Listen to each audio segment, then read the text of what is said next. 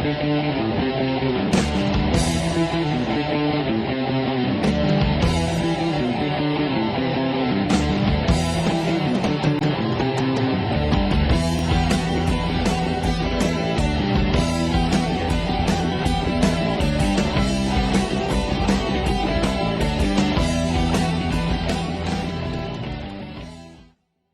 bonjour, moi aujourd'hui j'ai choisi de vous parler de ce petit bijou qui est Brother Lono d'Edoardo Risso et Brian Azzarello. Alors il s'inscrit dans la lignée des 100 Bullets, mais c'est un tome qui est complètement hors série et qui complète la collection.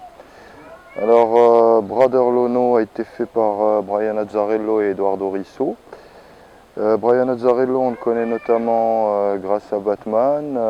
Il a également travaillé sur Wonder Woman et surtout et plus particulièrement sur Hellblazer, dont on aura le plaisir de vous faire une petite chronique à partir du mois de janvier, puisqu'il va ressortir en intégrale. Et Edoardo Risso, notamment par Je suis un vampire, qui a lancé sa carrière principalement auprès du public francophone. Alors comme je le disais, il s'inscrit dans la lignée des 100 Bullets, qui est sorti en 15 tomes. Donc l'album a paru en juillet de cette année, juillet 2014 tout particulièrement. Et il nous parle des aventures du plus dangereux des Minutemen pour les aficionados de la série, qui, sans trop rentrer dans les détails, après la fin de 100 Bullets, c'est parti se cacher au Mexique. Alors l'intrigue elle est assez étrange parce que c'est un peu l'équivalent d'un Terminator couplé avec un Hannibal Lecter qui part se réfugier dans un monastère au Mexique, dans un orphelinat parmi des enfants, et qui sans le vouloir, alors qu'il cherchait la rédemption, va tout simplement se retrouver impliqué dans une guerre des gangs. Alors voilà, c'est ce petit bijou là.